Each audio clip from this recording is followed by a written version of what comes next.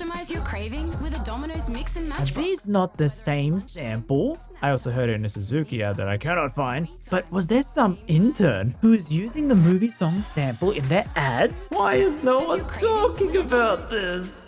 I've never heard of a tradition like that. It says good children receive presents from someone named Santa That's just as the a game reward. I'm playing on the That's side. wonderful. Maybe we'll get some. Yes. If we've been... Sega makes a lot of games. Well, if you look at my Steam library and type the word Shin, it gives me only Sega games. So I guess they really like that word. Shin being the Japanese word for new. Yes, spending 1.5 years learning Japanese just so I can understand one word. Look, playing games in Japanese is very difficult, okay?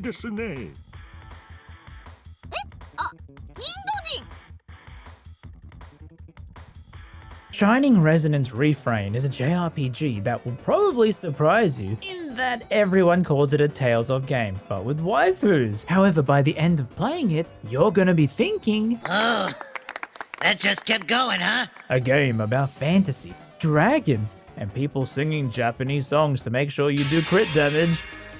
Woo!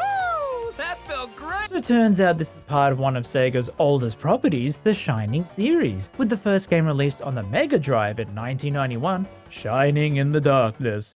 What is this Temu Disney cover art? Made by ex-Dragon Quest developers, Sega liked it enough to fund more games, leading to games like the Shining 4 sub-series, but after Sega quit the console industry, they wanted to reboot the Shining franchise into a yearly thing, becoming a pillar of RPGs for them like Phantasy Star. And so in 2001, they made the Shining Committee to make sure they released a game every year. And you got Game Boy game, a sequel to the Game Boy game, a remake of an old game. But then, in 2004, Shining Tears, which sounds like what happens in shoujo manga, where they started to move away from that and use character designs by Tony Taka, who, don't search this without the safe search. And it's like, man, they made a lot of games, all different styles, strategy, turn-based, on every console possible, which is crazy, because most of them never left Japan. They even got their own 2D fighting game. And yep, the committee was right, keeping to that schedule of trying to release a game every year till the final one in 2014, Shining Resonance, which now over 10 years later, there's no new major game from Sega. So what did this game do that scared Sega into not making the franchise anymore? Oh, if this is all it takes to embarrass you, you're never gonna grow up. Now say, You're delusional! Now, this game was developed by Media Vision, who are no slouches to JRPGs. They've been bouncing around the same franchises for a while, but it was still only a PlayStation 3 exclusive to Japan. Then in 2018, it would receive a remaster called Refrain, which would add in DLC content for PlayStation 4, Xbox, Windows, and Switch, and get a full English release complete with a dub, which, might I remind you, it's not a very common thing for niche games back then in that time frame to get a dub. Where I'm gonna make you my woman. Great. This new Refrain mode is just an option at the start, where it's the exact same game, but you get 2 spoiler enemy characters to join your party from the start. They don't interact with you in the story, you just can date them now. And mind you, one of these characters is front and center on the box art, and this caused so much confusion. People, including me, wondering, wait, which mode should I start with, the newcomer? Is this one like a New Game Plus mode? And most answers going, no, it's not that. And you kind of don't want to play through this game twice. You'll feel done after just one time, which is kind of worrying, hearing a game has no replay value. So everyone just says, pick Refrain, and you have to get over the fact that the villains just join your party, and no one cares that the villain is in a maid outfit in your base. Yeah, I wonder why Sega isn't making more of this. I mean, the PS3 version in Japan sold 67,000 copies in its launch week. You know, in the same week that Yokai Watch 2 sold 1.2 million in a week. Some people wanted to buy something else.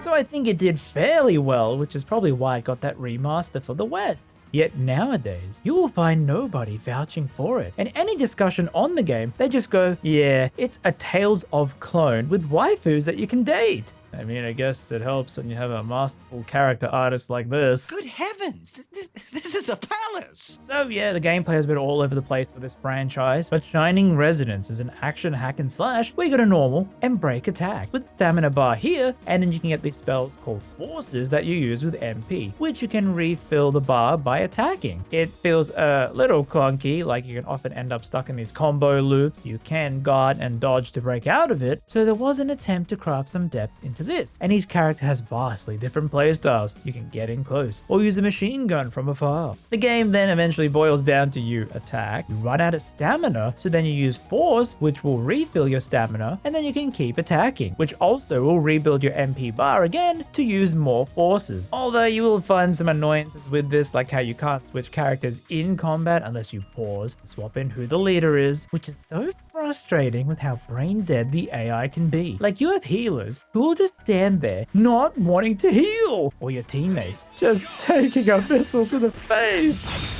You got these areas where you can see the monsters, and the bigger ones you can tell are pretty big. As there you'll fight dragons, but you're the main character and you can turn into one. And to keep him happy in this form, you have the idle mode, where I'm pretty sure this entire game was a psyop to include these songs so that they could sell the CDs of the artists and make you buy more of their songs. Just saying. As you unlock more songs as you progress, and then you can swap out the leader in the song to have the animation change slightly. As yep, the weapons are all based on musical instruments. Like this is a trumpet, a guitar. I don't even think the previous Shining games were that musically focused. Maybe someone more familiar with them can say more to that effect, but this just feels like they decided to pick a musical motif for this game.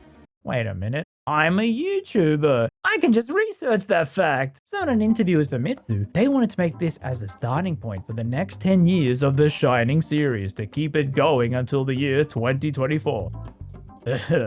As to why it's music themed, they wanted to focus more on the music that was well received in the previous game. So the music CDs for the previous game sold gangbusters and they want to do more of that to sell even more. Well, the music life sure is something, huh? So yeah, music themed weapons and motifs to make sure this groundwork for the future Shining games. They're all gonna copy this formula. It definitely feels like a first attempt. They don't even use that idle concept that much. They don't have any rhythm mini games for special attacks. No, you just watch them shake their thing for 5 seconds and you power up while you wonder, how did I end up like this? Look, we'll get into why they're wearing that. I mean, when you have a series like this, and Shining Resonance is now available in the West, to celebrate this special occasion, character designer Tony Taka drew this special drawing of Kirika as a thank you to the fans. Wait, is that the official Atlas Reddit account? Why are they posting this? You know, I'll be completely honest. I did not know anything about this game before I started. I did not know it was all about huge mounds of land. I just saw it on a super sale on Steam and bought it because it was an action JRPG. It seemed pretty cool. But when you have Sega allowing merch not of the characters' default outfits, but their DLC outfits and color variations of it to buy a new figurine, I mean, what are we even doing here? Huh. This weeb figurine culture sucks. Who could even participate in this? He really needs a girlfriend. So I'm playing this on PC, and for clarity, I will not be starting the refrain mode, because it is meant for people who have beaten the game, you know, the people who beat the game in Japanese, but I just don't want the villain standing awkwardly there on the side of the whole playthrough. And yes, I'll be playing this with an English dub, as you can swap both, as Sega's site, which is still up, details how, well, Shining Resonance Refrain's voices are available in both English and Japanese. Switch in the middle of playing and enjoy both languages.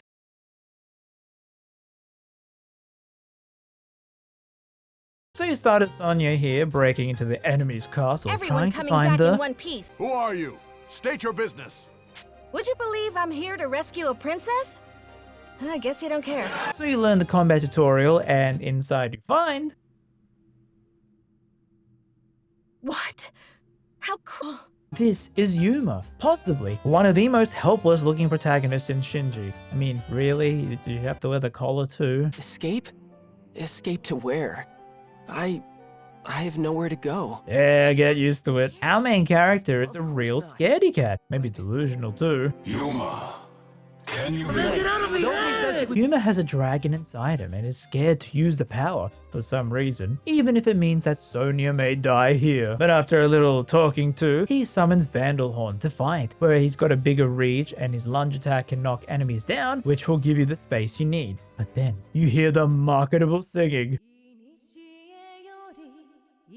What? That song.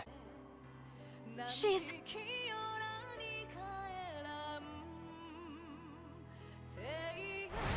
Where Excella, the villain, controls here this dragon, Trishula. That dragon's one of the 3 spears of the Imperial Princess. I suppose it makes sense their mistress wouldn't be far. But why are you in Alfheim? To humble those who would stand against the Empire. Knight of Astoria. Hey, Yuma. Stay close to me no matter what. And on my signal, just run as fast as you can. What? But you get saved by Kirika, the elf with a bow, as Yuma feels indigestion seeing both of them, like he may have met them before. But then he goes, Again. Is something wrong? No, I'm fine. I'm fine. I have no knowledge of any of this. This is so bizarre. and they had the tutorial boss fight where you should aim to break the dragon, where if you attack when the enemy's winding up, it's more likely to happen. As we win, but Excella uses freeze magic on us, which we'll never use again in the entire game. As Excella plays on her bassoon lands and it revives Trishula. Now you see, Dragon and Harmonic, uniting to grant each other supreme power. That is the true might of a dragonese. Oh, easy on the big words. Excella, though, has 3 dragons and stops us. Where Yuma is like, okay, back to torture I go. Such is life. While the shining dragon inside him has to yet again talk to Yuma out of his depression to become a protagonist and save the 2 girls. And so he turns into the dragon. That boy's a dragon? It cannot be. That's... He has been awakened. But how? Yuma. Your radiance.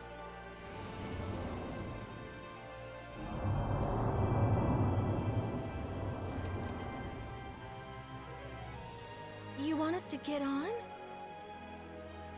All right.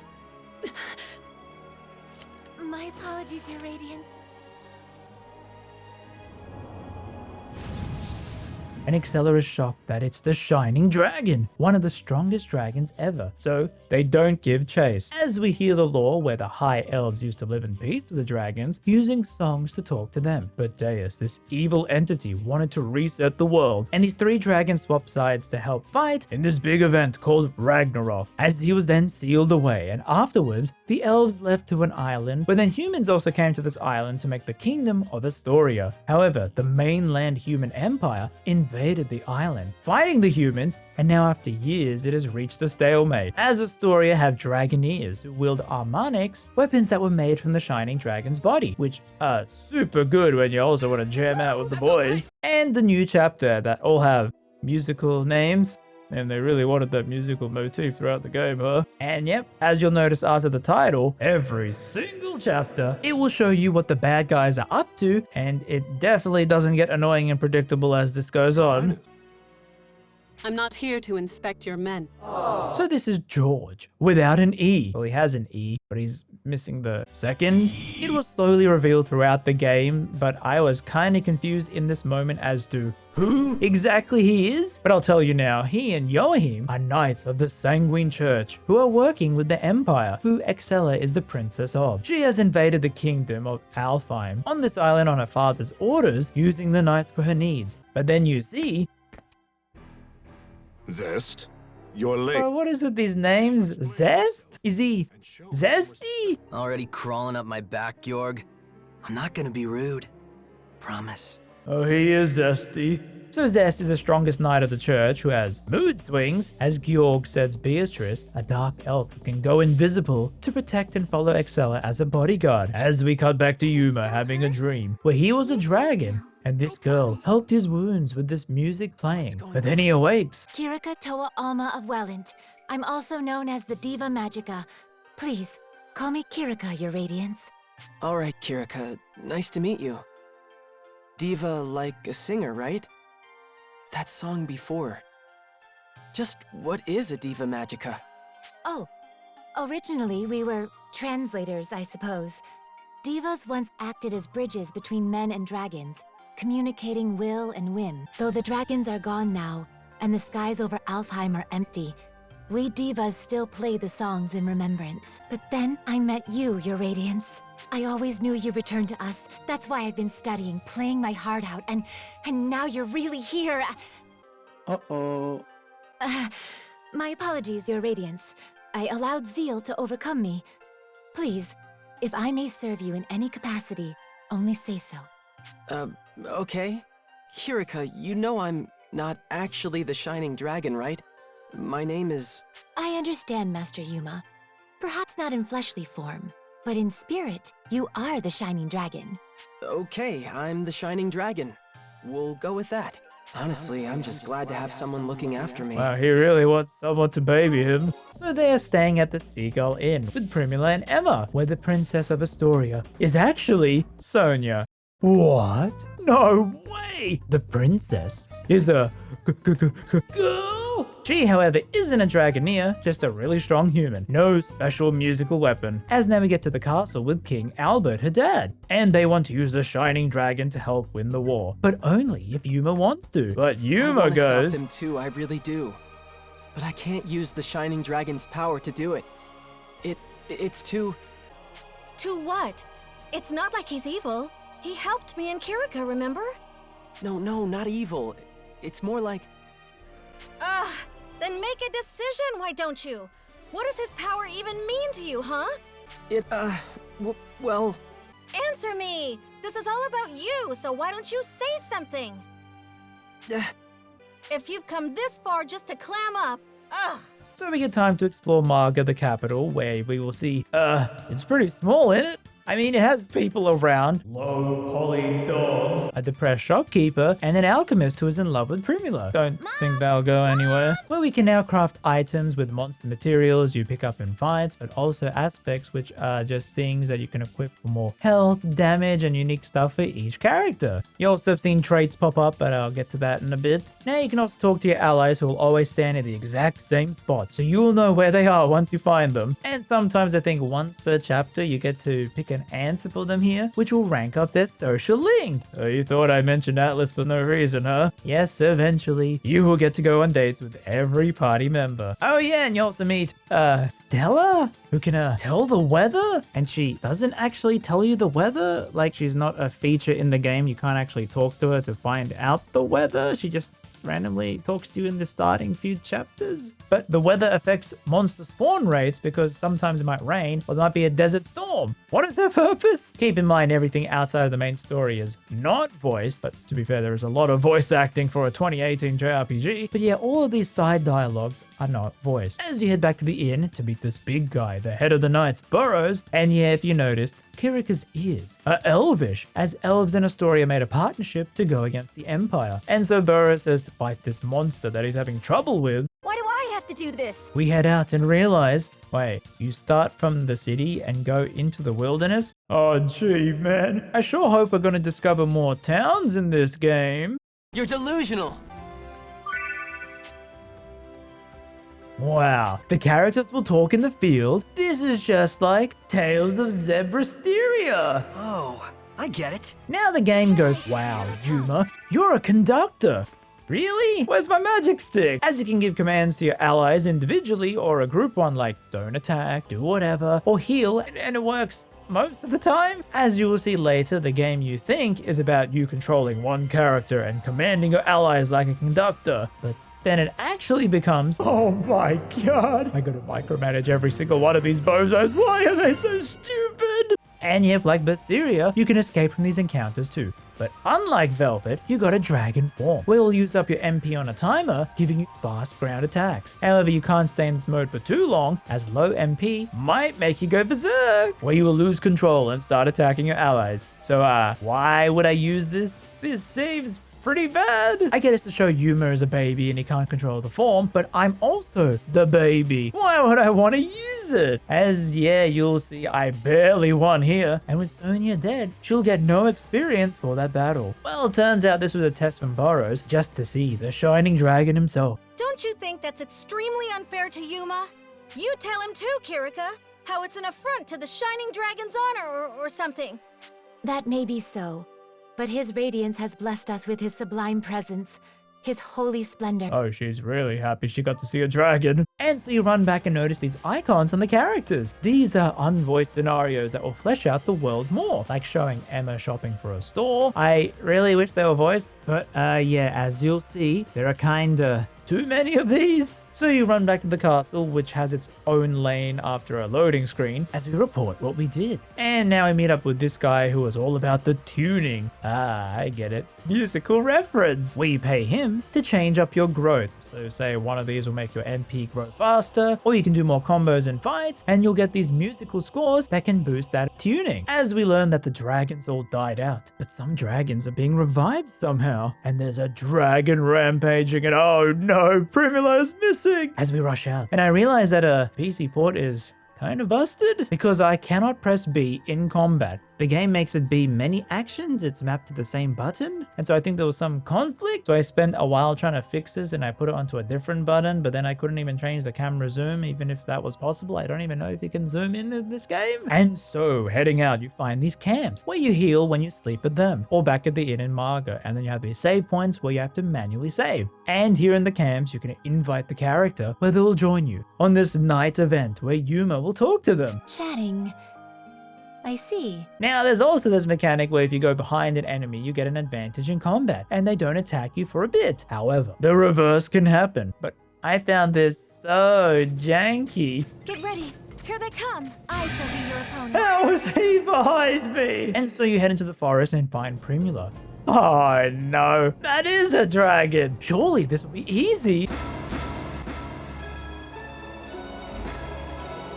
So this is one of the things that is also known about this game now. Shining Resonance first 3 bosses skill check you so hard that you think you have no skills and end up unemployed. The level of the dragon is 14 and you should be around level 5, you know, just fighting normally, which is already at a disadvantage. Now you can win when you're underleveled in this game, it's not that bad, but it's not a great start where most people would probably not know what to do here apart from grinding. And imagine being forced to grind in under 2 hours of a new game. It's probably what most people don't want to do. I mean, just checking on Steam, only 17% of people have completed Chapter 3. And you can see a sharp drop in people who completed Chapter 2, which is where these boss battles happen. These 3 fights just made a lot of people quit the game entirely that they couldn't even reach the next chapter. As your characters have no spells, you haven't unlocked anything, Yuma, you're the baby. You can't even dragon form for more than 5 seconds without going berserk. I even tried to go berserk so that when my allies were dead, he wouldn't attack the allies, he would attack the dragon, and that didn't work. You do have some healing items, and Kirika at this point has 1 healing spell, and she will always try to heal, but remember, healing uses MP, so she has to attack to then get the MP back so that she can heal again. So you know what I did?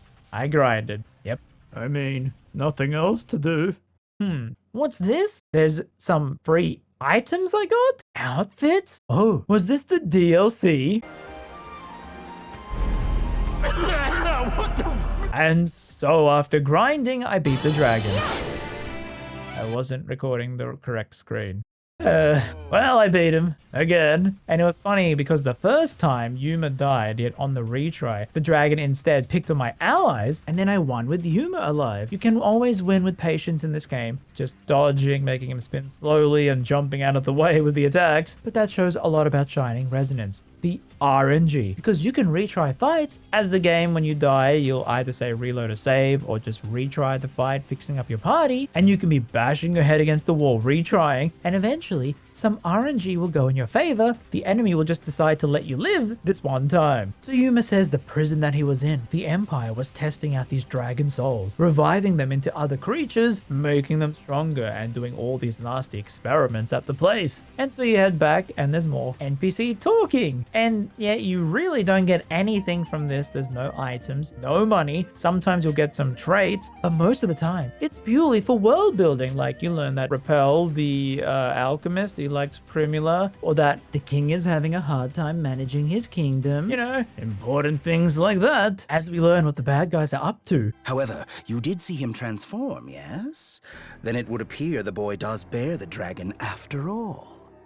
He was quite submissive, so my interest faded. Yeah, Yuma is totally that. So they want to capture us, while Georg asked Beatrice all about Excella, as he had placed Beatrice there to spy on her. And now you got these quests where you can talk to the NPCs and they'll ask you to either kill monsters when they appear, or get these monster parts. Frankly, I'd rather keep the monster parts, as here you can use them to craft these aspects that you'll equip onto yourself, and the parts seem harder to come by than the actual NPC rewards. So now we're here. There's another Dragoneer in danger in the wild. The alarm, sounded by their pet, bird? Horrible danger! Furthermore... Oh, a new face! Hello, friend. My name is Fromage, an unending pleasure, to be sure. Hi. Nice to meet you. So you got a magic user with an annoying small talking creature. And as we go to save her... You guys don't give up. You just want me that badly, huh? Oh my god, she's got a big Sorry, stupid head too! Oh, yeah? I should remind everyone that this game came out before Tales of Berseria. So Rinna here is super strong. So we win. Likewise. Aw, the innocent type, huh? Too Yeah, cute. this is a better voice for Kira Buckland than doing the terrible British accent. You really are a wanker. So she's an elf from Welland and is Kirika's servant. We have 2 whole Dragoneers with us now, between me and Lady Kirika. Oh, I get it now. You want to do the thing. Yep, the thing. The things? Oh, now we can do the musical thing called Battle Anthem of the Noble Dragoneers, or band for short. Pretty clever. We hold R1 and select the song, where the leaders is picked in your menus beforehand, and the song will buff up your crit rate. However, now you have an insane benefit, as when the band song is active, Yuma will not go berserk in dragon mode. So this utterly changes the game, as you now have access to these super strong moves for a longer time. I don't think I ever went berserk ever again in this entire game, as it would only transform after the group sang. Well, time to woo the new character.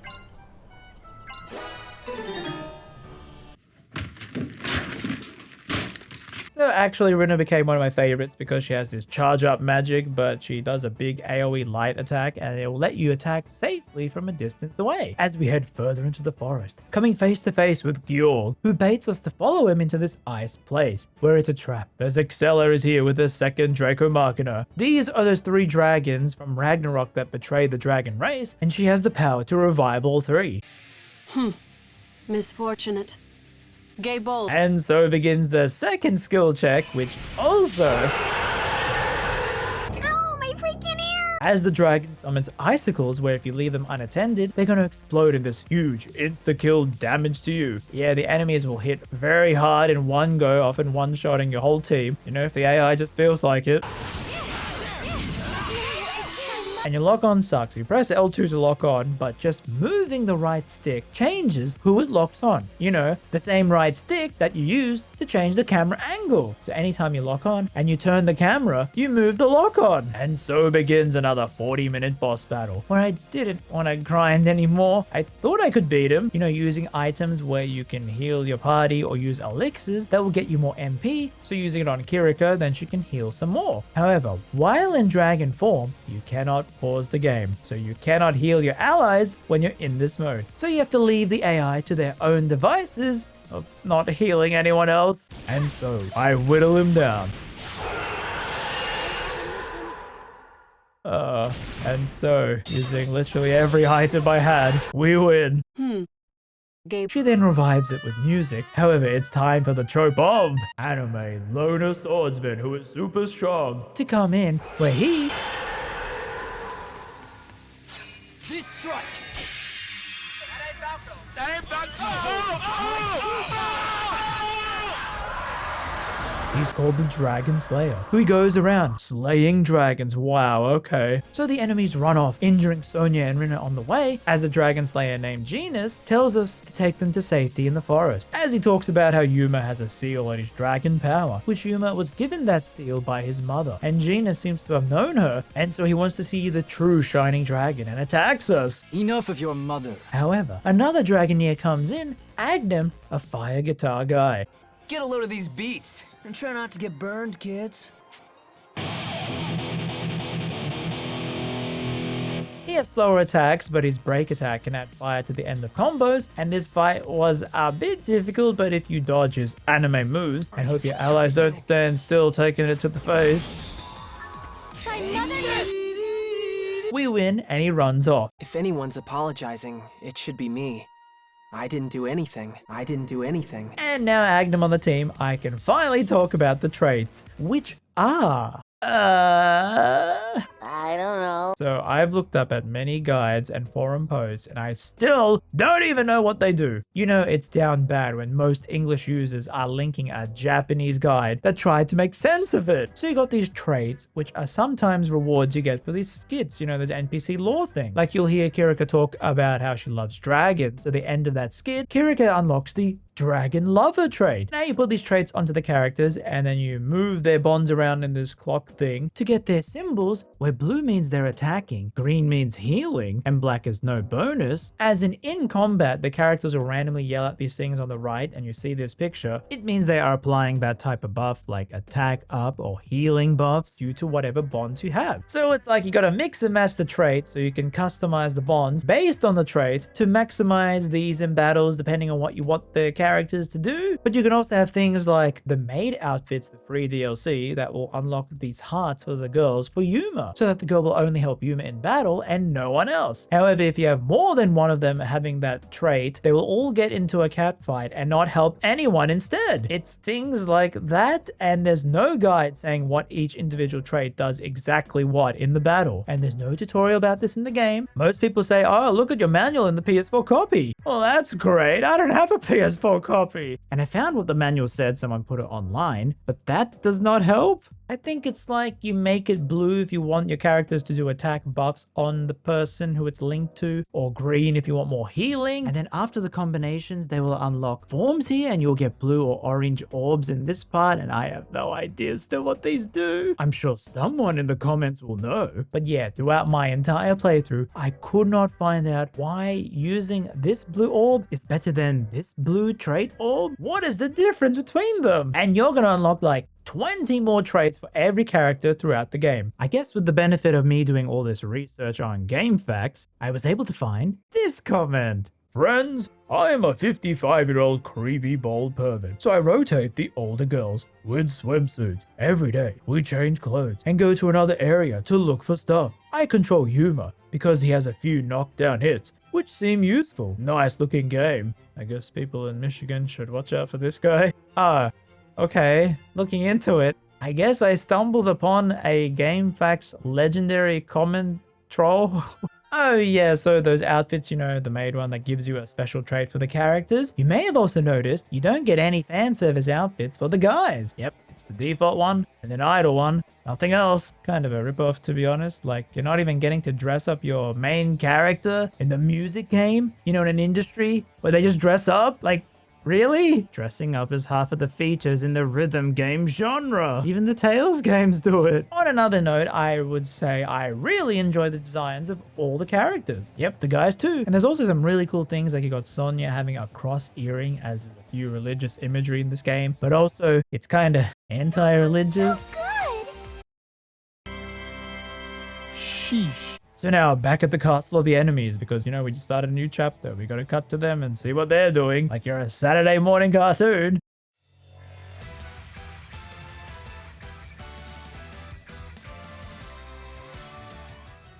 Which one are you again?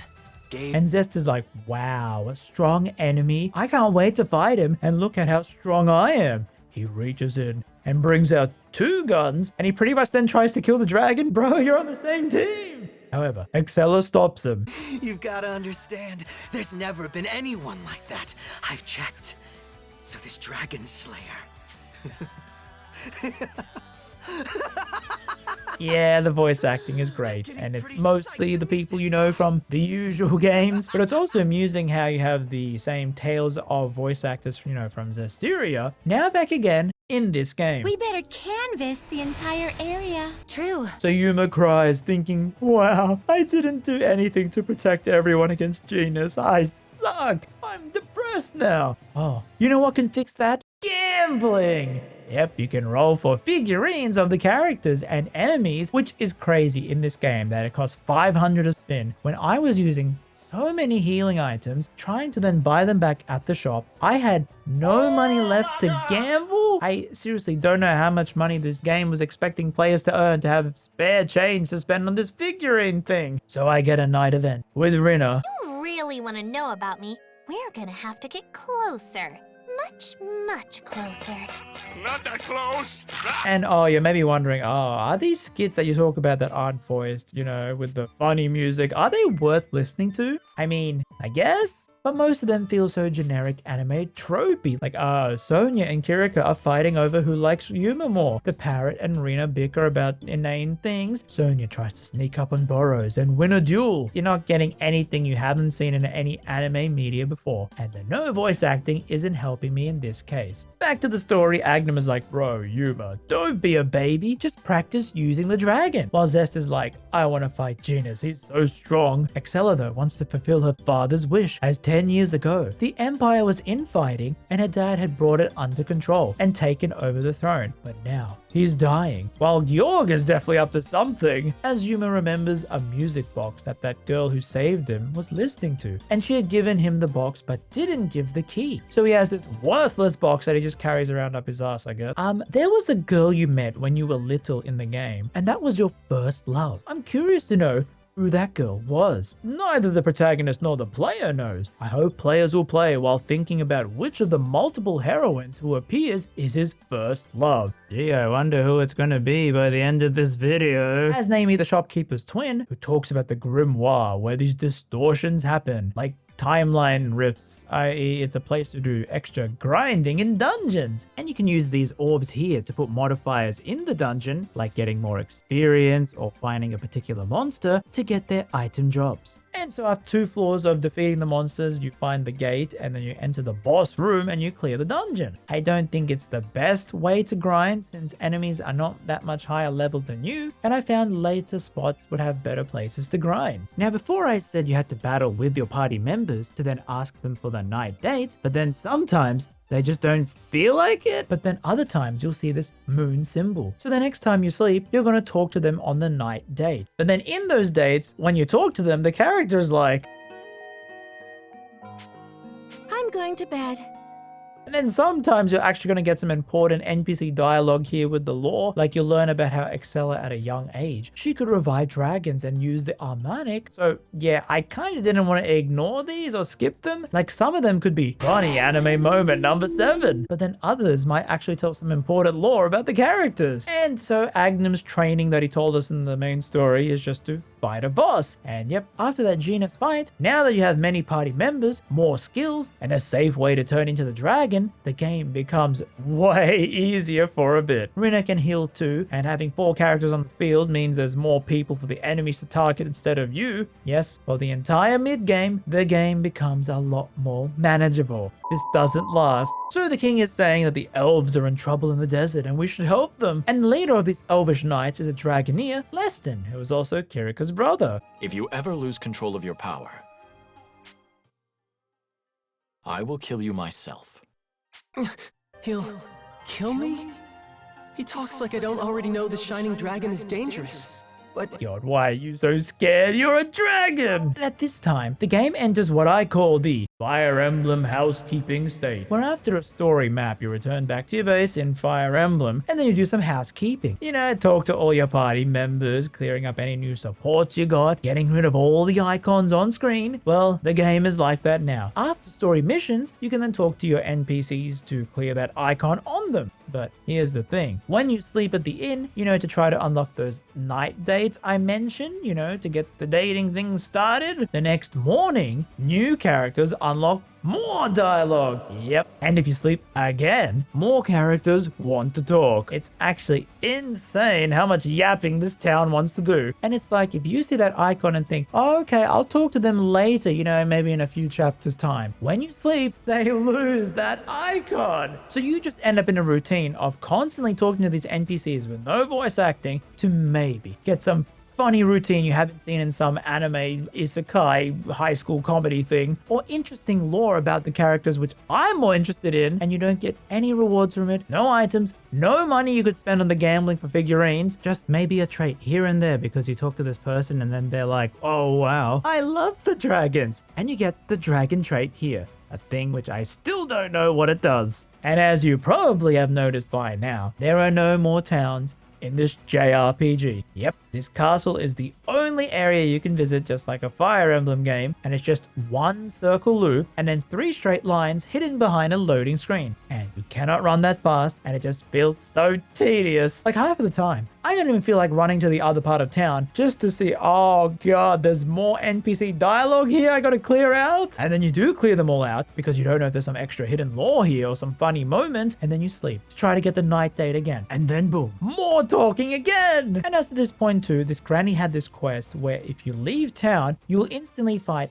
30 slime enemies, which has some insane XP growth. But the thing is, you go back to town, you report to her that it's complete, and then the next time you sleep, you can talk to her again to get the same quest over and over. So you got some repeatable grinding quests, and it's like, I'm not getting back to the main story, am I? And these dates that I was trying to start, you know, it's because I wanted something funny. But then, yeah, it turns out most of them aren't even voiced. But then some of them are. Why this one? I wasn't just going to ask you a bunch of questions. I figured we could kind of make some small talk. Small talk? Yeah, like you could talk about something you thought was interesting recently, or whatever. Anything's fine. Very well. What with the warm sun and gentle breeze? Yes, things are just peachy. Kirika, it's nighttime. Huh? Now that NPC dialogue, there's suddenly this new character animation where they pose the characters in this little cutscene. Oh, now I gotta check out them all in case there's more of these. If you hate seeing icons in your game not disappear, oh man, this is not the game for you. What are they talking about? Sucking nectar from flowers? Are they bees? But one great thing about this game is that the overworld monsters that aren't bosses, you know, like the slimes, actually scale with your level. So you could just keep grinding outside of town, not having to go anywhere deeper to fight slightly higher enemies if you just want to level up safely. And I guess because of this little loop I was stuck in for a couple of hours, I was destroying bosses using 1 full dragon meter while the song plays so I don't go berserk.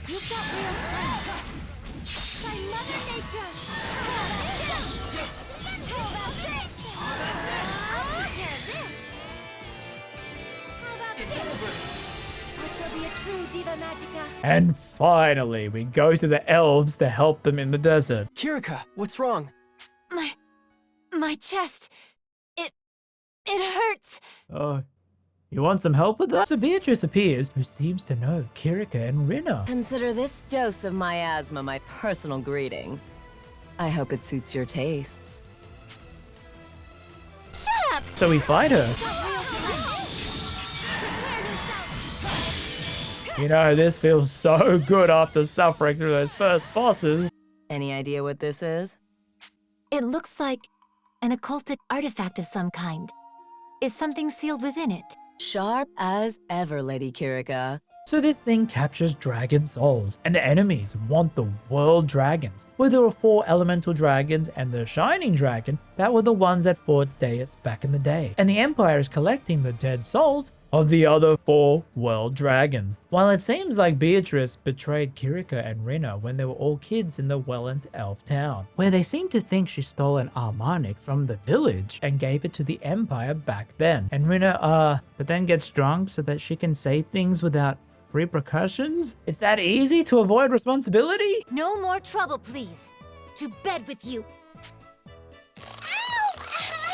So Beatrice gives the soul to Joachim, the church's researcher, but Joachim actually went out into the field to test out his new doll. And so after learning I needed a silver stiffy for crafting, Yuma learns that the world dragons sacrificed themselves to seal up Deus. As when a dragon dies, its body is gone but the soul remains. So we should grab those other souls before the Empire does. And they should be in elvish ruins where we hear a rumor that there might be some nearby. But if you're gonna check it out, I hear the place is haunted. Chock full of ghosts. Ghosts? My goodness, Agnum, are you all right? You've gone so pale. Nope. All good. Just Things are just peachy.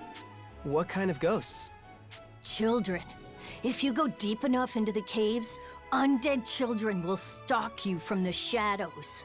You're telling me this fan service game is gonna tackle the theme of dead children now? And since I did those night dates with my girl party, I wanted to see what it's like with Agnum, but nope. He just kept refusing me, saying he's busy. I later realized you actually need to use the character in combat for them to actually want to date you. But I was pretty used to my early party team and didn't think to swap anyone out because I had 2 healers. Why would I remove them? You can't just give a serious answer when it's obviously a joke. That's super rude. Oh, sorry. I'm really not good at small talk. Wait, didn't Yuma want to teach Kirika about small talk? Now why is he suddenly not good at it? Did the writers forget the plot points of these extra bits? Or is Yuma secretly a master manipulator who says exactly what these women want so that he can get babied by all of them? You'll never make a good husband like this. Wait, husband? I guess I'm just going to have to educate you. Huh? Your ultimate training begins now. We are going to chat about absolutely nothing. You'll be a master of small talk in no time. Oh good, now you can teach Kirika about it. So we go into the ruins and see this kid, okay, following them in and... Get out, now. Get out. Get out. Get out, or pay the price. You saying this ghost is a friend of yours? She's not a ghost. I met her a few times back at Galeritz. There were twins there, and she's the sister. Sister? No, I'm a boy.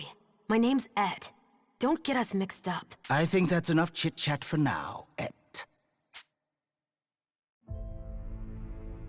Yohim! But the shining dragon makes Et's eye go nuts, and Yohim escapes with Et. Yuma though says, I thought Et died in the prison I was in, and Marion, his twin sister, was the one that survived. And so back to pointless busy work in the town. And I have to mention this, when you run, it has to be the worst running I have seen in a game. You have a huge arc, and I would constantly run into walls trying to turn while running. And then it's even worse because if you stop running, Yuma will do a stopping sliding animation before you can then turn, making it so frustrating just to even pick up items in the overworld.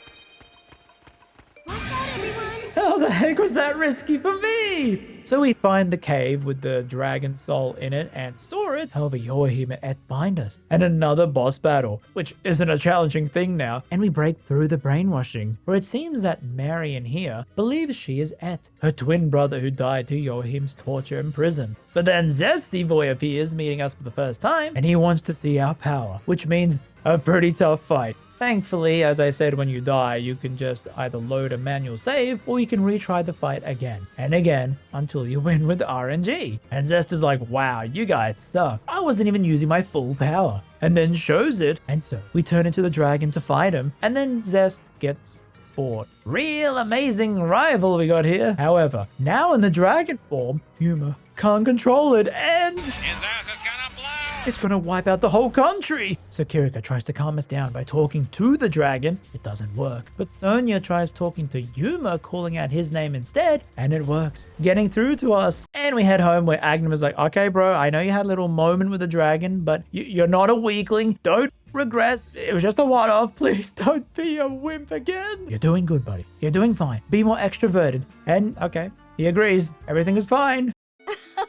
Oh, I know, I've seen that animation. I guess we're all thinking the same thing. And here I was thinking, man, wouldn't it have been cool for Kirika to sing to calm us down? If this game has all these motifs of music? I know there's a story reason for it to happen later, they'll learn about the music, but it really feels like they aren't fully using this musical motif that they wanted to set the next 10 years of the franchise to be based on. And so Genius is always behind going to where we just were, and then we'll talk out loud. Wow, Yuma is so mysterious. I'm gonna keep watching from afar, just like all my other JRPG anime brethren do in these types of games. And you have more busy work. I don't get Agnum's date because I wasn't using him in combat, but I didn't know this at the time, as I learned Primila's sad story, how she was an orphan and adopted by Emma, the inn owner, and it's so sad despite there being no voice acting. And then when you finish this, And so Kirika wants us to walk around town with her, calling us now by our name Yuma for the first time, not the Radiant One. She finally sees us as a helpless human that she can babysit and not a dragon vessel. And Kirika is so happy, she sings in Japanese. Wow, that was so beautiful. I have the sudden urge to buy the artist's CD. And thus we get the food talk. The point in JRPGs where for whatever reason, this genre of game love to have a funny dialogue scene when the group is talking about food. Oh man, and the vegetables are the best part. They're so fresh, it's like they were picked today. Kirika, you've gone all quiet. Are you feeling okay? No, nothing is wrong. You needn't worry. Well, that's good. Wait, is it just me, or do I suddenly have way more stew than before? Perhaps Miss Emma graced you with a larger portion. There's no other explanation. I thought I was half done already. And there's so many carrots. I don't remember taking this much. Carrots, you say? What do you want, Rina? You needn't stare at me like that. Don't you think that's weird? I think it's weird. You want a little more color on your plate? Like orange, or light orange, or orange. I cannot imagine what you're talking about. If you have a problem with the dish, I suggest you ask the chef.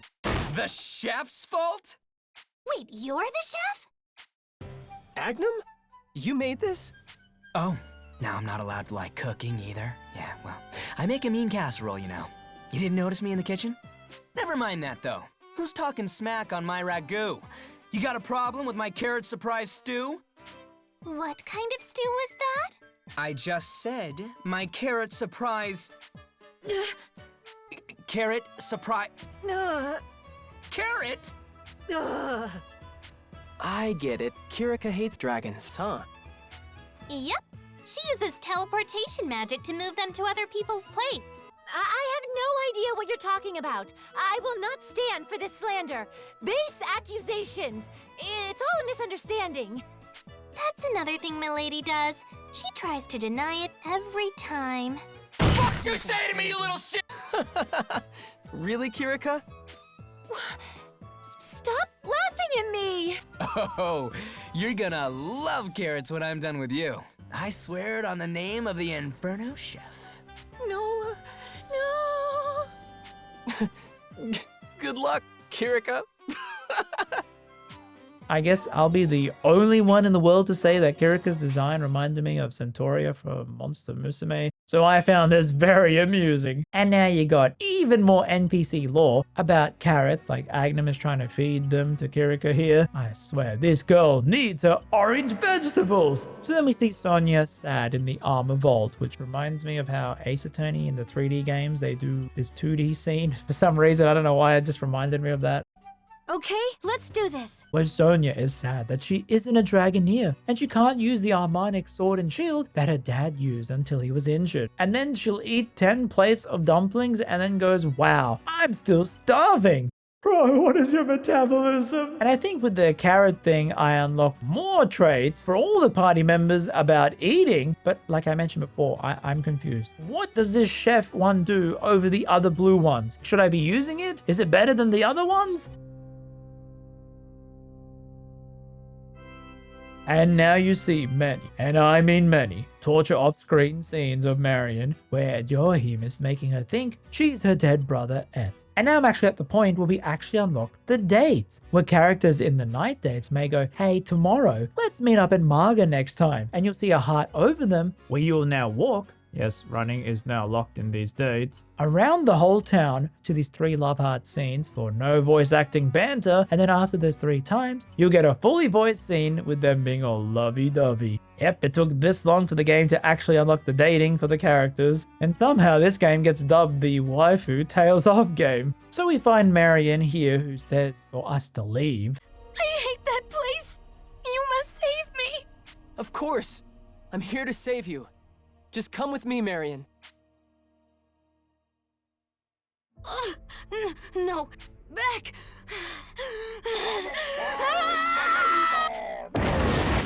And she runs off, and Yuma says, oh gang, let me go after her by myself. It's my protagonist role. But then everyone goes, no, we're not going to let you do that. Because, I mean, buddy, this is an overdone trope in JRPGs. The party is not going to leave you, Yuma. Stop being so insecure. We're all going, you heroic little dumbass. Well, let's all head there. Here they come. What the heck?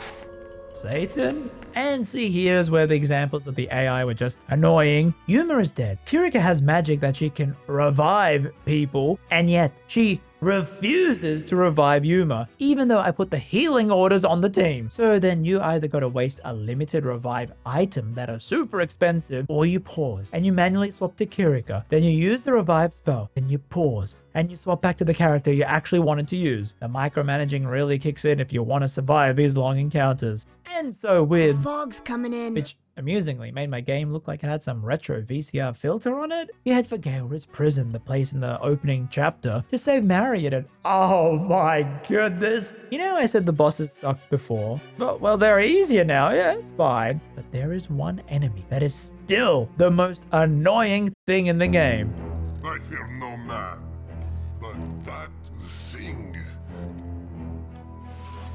it scares me. Yes, the regular marksman enemy soldiers, as they run far to the back and charge up this magic shot which will hit you no matter if you dodge. And remember your lock-on? Well, it never seems to pick up on them because it wants to hit the closest swordsman, and then suddenly they will literally one-shot you with magic, and oftentimes your whole party just gets wiped. So yeah, anytime I saw these red enemies, I feared for my life because I was probably gonna die.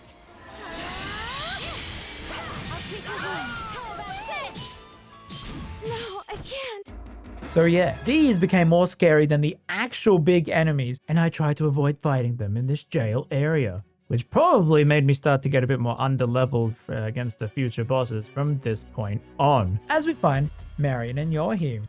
I'm Ed, but Ed died. Ed is here, but Ed can't exist. So you have to fight Marion and Joachim at the same time. And the game says to aim for Joachim only, who keeps teleporting. Marion summons enemies. So this was a tough boss fight again. Me constantly pausing to heal, revive, more MP, then trying to use the dragon to get him before he teleported. I guess it was fun in a way where I liked strategy games where you constantly gotta pause and manage your whole team each turn, but I didn't sign up for this. So we win as Beatrice grabs Joachim and Yuma grabs Marion, which somehow breaks the brainwashing because of our shining dragon persona. Marion? Marion, come on! Open your eyes, Marion! Yuma. I don't know! Marion! Yuma. Marion, right? Ed. Yuma. Ed just... Huh? Ed just said Yuma. Then you're... Marion? Marion, and that's... Marion! Yuma. Ed... I know Yuma. Ed said the same thing. For Marion too. Yeah, Marion. Yuma, can I ask you something? Marion! Yuma. Donkey! So King Albert gets Marion to work, giving her an harmonic so that she becomes a Dragoneer, while Sonia is sad that she's still not chosen. And Genus is late to the whole party, but Zest is happy that he can fight him. Genus goes, meh, you're still too weak. What? You're a child throwing a tantrum because they cannot have the toy they want. A child's like that, claiming to be the strongest. You embarrass both of us with every word. Embarrass? Gina says to him, if you can bring out the dragon in Yuma, his full power, and win against it, then I will fight you. So Zest is happy like an evil puppy. Focus on me, and only me. But now we can finally date Rina. Rina, you've got something on your shoulder. Huh? What is it? Hold still, I'll get it. Whoa! Are you okay? Where are you touching? Huh? There was something on your shoulder. I just brushed it off. Just brushed it off, huh? Then why did I feel something on my neck? I don't know. Maybe my sleeve might have brushed against you? Sorry, I didn't know it would have this much of an effect on you. Well, the thing is, my neck is one of my weak spots. Kind of. Be more careful next time. There are serious consequences for making a lady squeak in public. And you get Rina's trait, soft skin. Seriously, they're just handing out traits for anything. You hate carrots? Oh, your trait is a carrot hater. You like the Big Mac? Oh, bro's a Big Mac lover. So Marion gets a new outfit. Wait, something's different. Yeah, since I'm back to being me, I thought I'd change into something more feminine.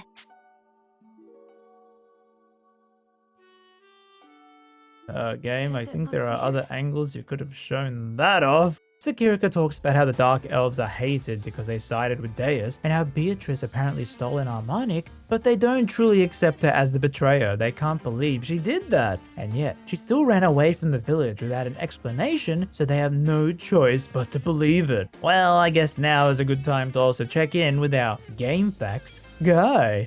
Friends, I am 55, bald, bad breath, fat. Every girl hates my guts. I just usually have better luck with cyber girls than I do girls in real life. I guess your luck with cyber girls sucks too. I seriously hope they never shut this site down. So, turns out looking at this post, it kind of spoiled me on something down the line. Apparently, in Chapter 7, there will be a mandatory guy-only mission with Aghanim and some other character we'll get. Oh yeah, okay. You gotta use them in fights in a sequence together and no other party member. Oh no, I gotta level him up. So, yep, now is where I started to rotate my party and try up different combinations. It helps that Marion actually has insanely high DPS, where you can guard cancel to fire quicker bullets. I did learn there was also ways to grind XP in this game, like you use the Grimoire, if everyone says that's great, and you can use Rinna's spell that steals items from enemies, and you gotta do that on Satan. And then you can craft an item that will XP share to your bench, as yep, your bench doesn't get any XP in this game. Yeah, I didn't get that item. I'm just saying, for you, your life could be easier if you did that because I'm such a helpful YouTuber. Wow, hit the bell, smash the Patreon. He has such a way with words. And because of this, Aghanim finally goes on a date with us. Don't overanalyze it. If we can tell what the other's thinking just by looking at him, that makes us partners. Partners, huh? I kinda like the sound of that. Ah, yes, partners. So I grinded for a bit, then back to the story where the army spots the Empire in the desert. So we head out there, getting one shot by their marksmen. So we destroy Zest. Well, I try dragon form, insta-die, retry, and easily win. That's how the RNG in this game feels. You can just keep retrying the same fight, doing the same strats, and the outcome will be completely different based on everyone's AI. Dior goes, wow, you fell for our trap, ha ha. We are actually invading your city right now while you're here. So we try to escape and run back, while Zest taunts us, wanting to fight us at our full dragon power. But Leston arrives like the elves from Lord of the Rings to hold him off while we escape. But as we run back, Albert is like, I gotta step out to help the people, using that sword and shield harmonic, where Excella is there to meet him with Trishula, and we arrive a bit too late. Father! So yes, the father dies, as is the JRPG tradition. He gives the harmonic to Sonia, and I'm thinking, oh, that's cool lore. That's why she couldn't use the harmonic, because it was attached to her father. And now that he's dead, she can use it. That makes so much sense. Like, only one player can be alive to use the instrument. And so, she transforms.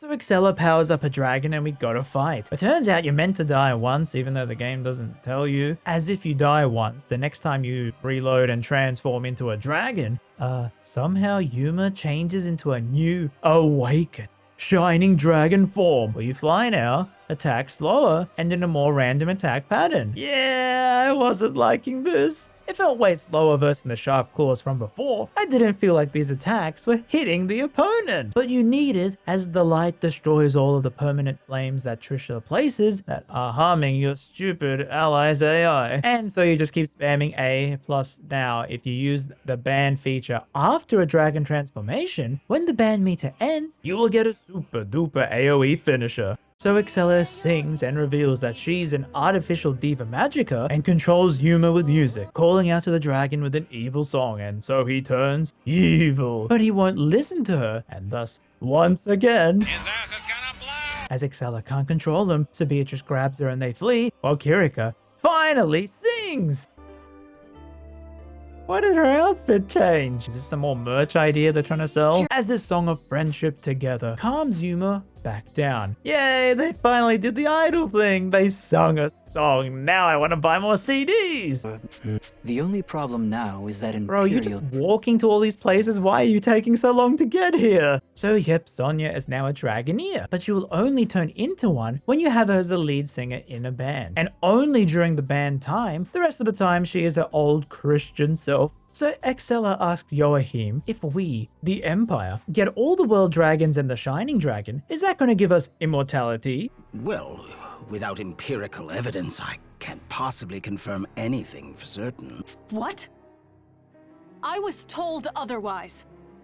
Do you mean to tell me the invasion of Alfheim has all been for nothing? Well, I'm afraid I don't know what to tell you. Your church told my father that Alfheim held the key to immortality. That was the entire basis for our campaign. And now you tell me you can't confirm? I demand an answer! Jorg tries to calm her down, as she wants to keep her father alive, as it's the only way she'll keep the throne in her family. Jorg is though worried about his eviler plans, while Beatrice tells Excella about the betrayal that she did to Kirika and Rinna. But Excella is like, you don't seem to believe that you hate them as much as you say, and she thanks Beatrice, as due to the Dark Elves, she was able to get the harmonic in the first place. That was the one that was stolen and brought to the Empire. She inherited it. As now we learned years ago, Yuma had blown up with the dragon's power, and that is when that girl healed him, you know, the fated one. And when his mother then put the collar on him to never use that power again. And what's the word from the castle? Sounds like my father and Captain Burrows are recovering. But they've both got fevers. What? He's and they're alive? still unconscious. Fever? They broke the anime trope. The dad lives. So wait, he's alive. Then Sonia can still use the harmonic. So that law idea I thought of was actually not true. Oh, come on. Now weirdly, we get a bonus event in the grimoire where the gang learn about. There was a special event that was held during this season. What kind of event? Apparently, it was called Christmas. Christmas? What kind of event is that? Oh my goodness, Jesus was real in this game's canon. Guess that explains the imagery. Now I also discovered this was a pretty cool mechanic where depending on your party in battle, the wind jingle actually changes to what instruments the party has out at the time. One down! How about that? Yay, more musical motif. And yep, you cannot swap to the old dragon design, which was annoying for a bit because I was so used to that fast close swipes. This dragon attacks slower and in a weird arc that's not necessarily in front of you, it's like a bit ahead and to the side. Your break move is now a charge up that you hit everyone on the field, but it's so slow. So the best move is to just mash A till the MP runs down. And also randomly the characters do these special animations for their attacks. I have no idea what triggers it. It rarely happened for me, so I cannot say why. And Leston tells us that the dragon soul is here. However, I lied. There's no dragon soul here. I warned him. If he lost control of his power again, I would kill him myself. Great. He says there was a boy who wiped out a village using the Shining Dragon before, and then fights us. We win, and he's like, yeah, bro, that was just a prank. My master told me to watch over Yuma. I was just testing you. Yuma then asks Shining whether the person who hosted him before was a boy who killed a village with his power. And he says, yes, that is true. Yuma then is like, oh, okay, so the Empire want the dragon. So I'm gonna leave the castle here. Bye-bye. Bro, not again. And in 2 lines, they convince him not to leave. I understand. I'll keep fighting. Sheesh, Yuma. Got us all worked up. And now Albert asked Leston to join us, which completes the group. And thanks to randomly spotting that GameFAQs guide, I know that I needed to make sure that he and Agnum were at good levels with the group. However, when he joined, he was actually way higher than everyone's level, which confirmed to me, yeah, I am very underleveled. And Leston's whole gimmick is that he loves his sister in the anime way. But who cares? More Rinna dates! We don't want any leftovers now, Yuma. You want some? Open wide. Huh? Rinna, there are people watching. Aw, if this is all it takes to embarrass you, you're never gonna grow up. Now say, ah.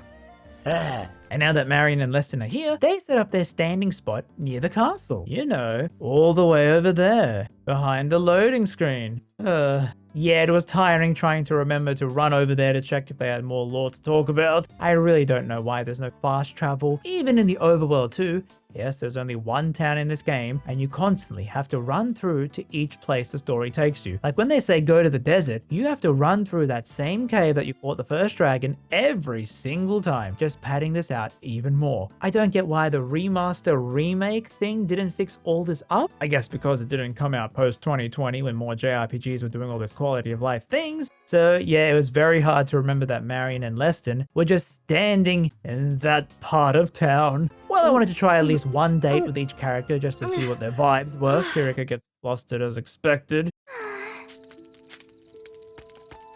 How's it going?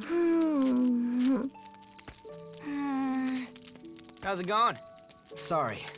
Man, no one wants to hang out with me. I'm such a fat chud. And here I was thinking, okay, I got to level up Agnum, but who's going to be the rest of my main team? Who are the best characters? Oh, wow. Would you believe it? On GameFAQs, there's a Shining Resonance Refrain complete in-depth tier list and character guide. I feel like it needs mentioning because your title is very off from what you're suggesting in the tier list with how many styles of play there are to JRPGs. You're basically suggesting a tier list for a kind of challenge run of minimal grind with maximal output per character, which colors many of them in a much worse light than they really are overall if you put in that grind like the game basically expects you to do with mass amounts of aspects, tunings, forces, bonds, and the grimoire. Oh, it keeps going. I'm not going to tell you to, oh my god, delete your post and remake with a more accurate title because I say so. I just wanted to tell you why I think it's wrong. Out of all of the games I've covered on this channel, I did not expect a tier list to get the most discussion on this game of all games. So we go to the desert where we hide in an elvish ship as Beatrice is searching for something. And in this ship, we find an elvish book that hints where the next dragon ruins are, and it's in this snow place, so we head there and find out the dragon's soul. However, Gina seems to have taken the dark dragon that was here, the strongest of the 4-world dragons, and so we gotta fight him for it. We win, and he's like, just kidding, I have the other sky dragon, I don't have a dark dragon. And Leston reveals Genus was the previous owner of the Shining Dragon. He was the kid that blew up the village, and he asks, how do we control the Shining Dragon? He couldn't do it. We say, music bro, buy the CDs. And Leston heard this story about Genus from his master being, yes, the master was Yuma's mother. Jeez, did everyone just know everyone in this game? When the Shining Dragon raged out of control, Master Elise felt a great surge of power. When she arrived at the source, she found the village, except for one lone boy. Boy? That boy could play in the NBA! So she sucked out the dragon from Genus, yet she was pregnant with Yuma at the time. So the soul went into him, and she couldn't remove it, so she gave him the choker. And Genus has the remnant of the Shining Dragon's powers, hence why he's an immortal, strong human now. Well, the sea dragon is with Genus. Wait, was it the sea dragon or the sky dragon? I don't know. And I'm sure it's fine. He seems okay having it. So now to again look for the dark dragon, and we'll ask Beatrice. And she's like, wait, I don't have it. Oh no. Georg tricked me, he took it. But then the lightning Draco fights us and oh man, this sucks. See, all of these fights, the enemy will dart around doing these status effects on you, and this guy was big. He moves quick, and he'll set the ground electric, and then we'll just decide to one-shot you randomly. It took me 20 minutes, but I realized I probably should use Kirika's other songs. The other ones actually will block damage on you for a bit, which is way better than that critical attack boost for the first one. And you just gotta micromanage, which sucks, because when you're in the dragon form, your team dies. Oh no, I can't pause the game. I can't use items now. So you gotta de-transform. Pause, use the revives, then transform back again. And finally, we get him. As yes, this was another big skill check for people. Beatrice leaves and Kirika tells Rina, don't get so mad at her. She's okay. We will discuss her betrayal when we're back together. As in, Excella hanging out with Beatrice, it seems to have made Beatrice be a little less evil and act more how she did back then.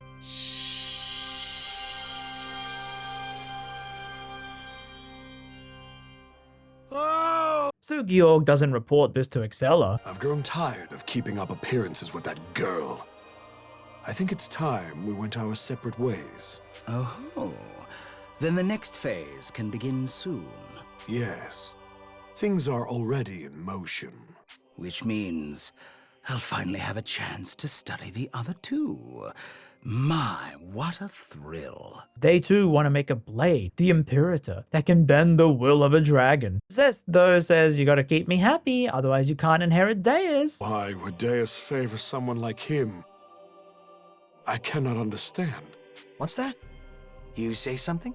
No. Excella from Beatrice then learns that Georg's church don't want immortality that she wants for her father. They actually have ulterior motives. And Genus then somehow sneaks into the super secret castle and overhears all of this, and then is going to tell the two of them something as the game cuts away from them. So it makes sense that you'd pay for it, right?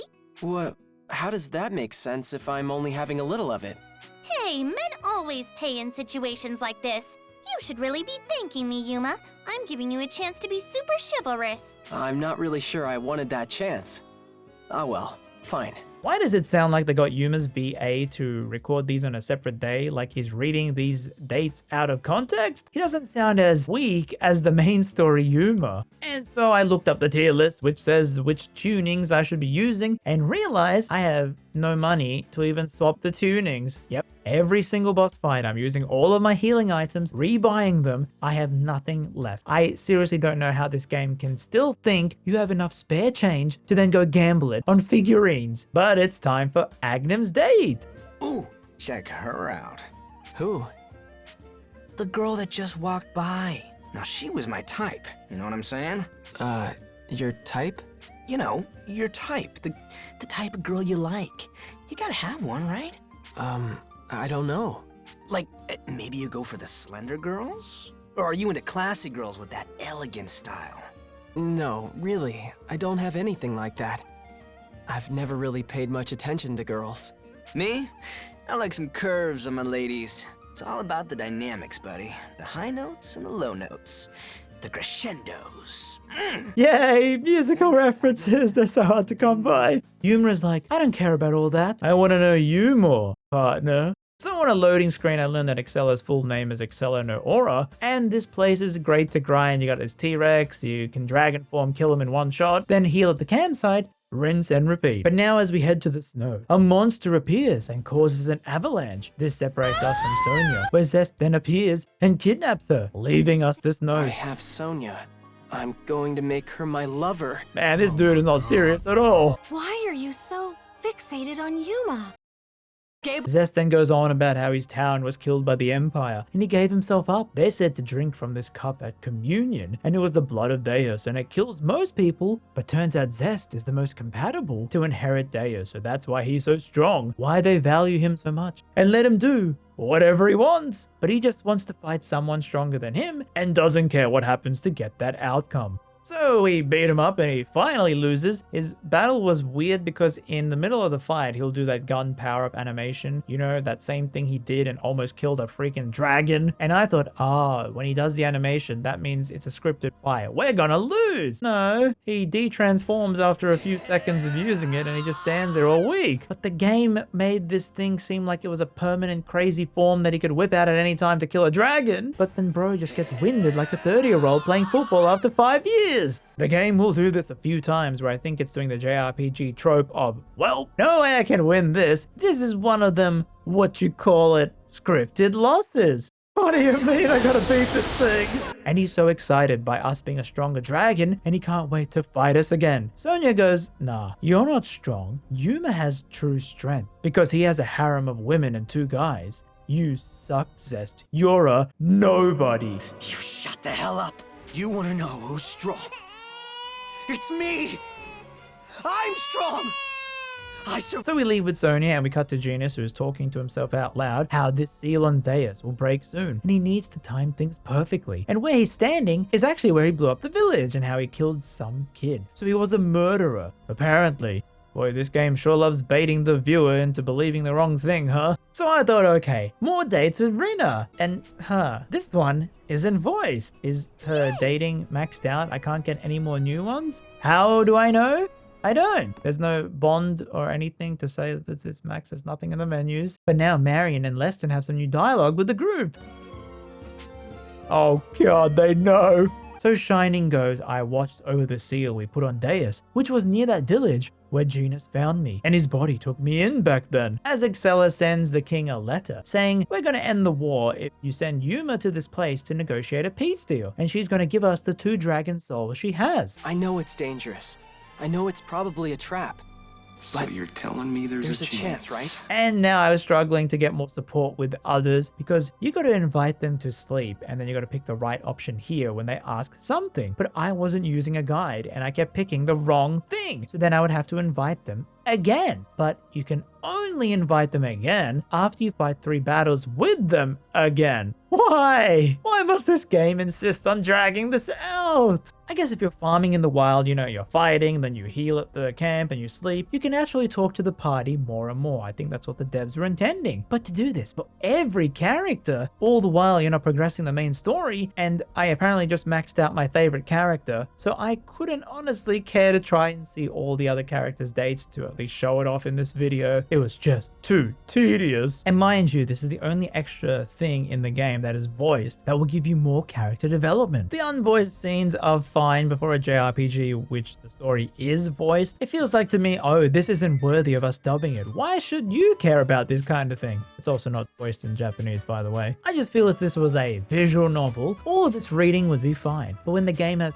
so much spoken dialogue in the story, yet they yap about generic anime story things that you've seen before. Oh, the lone swordsman has to talk out loud to himself about what he's doing secretly. Couldn't they have cut some of that out and then voiced more of these important NPC lore scenes? Like, you actually learn so much lore about these characters, but they don't feel as important because the game makes this optional. So we head to the peace deal place and Excella says Genus said to her that the shining dragon made him immortal. So I want you, Yuma, to make my dad immortal too. And if you do so, we will end the war. The whole reason we actually went to war was because the church told us that the world dragons would give us immortality. But it seems like that was a lie. Yuma then gets mad going, all these civilians died for that? So we fight, which was pretty hard because you have to fight Beatrice at the same time, but targeting them one by one helps. Father lays dying. The Empire's stability, tenuous as it is, rests on his shoulders alone. Were he to pass, there'd be chaos, infighting, slaughter. I do not seek immortality for my own sake, but for my... I cannot watch him waste away. My wise and gentle father. He is the only family I have. I will not lose him to this. I cannot. My father. It doesn't matter if he's an emperor or if I'm a princess. He is home. Family. I cannot lose my... And Yuma, moved by tears because he likes to cry a lot, says, okay, sure, I'll help you out. But everyone goes, bro, no, she's lying. However, Excella says that she's going to withdraw the troops anyway. Maybe then you'll agree to help her dad. And she gives us the Earth and Sky World Dragon. However... Who's there?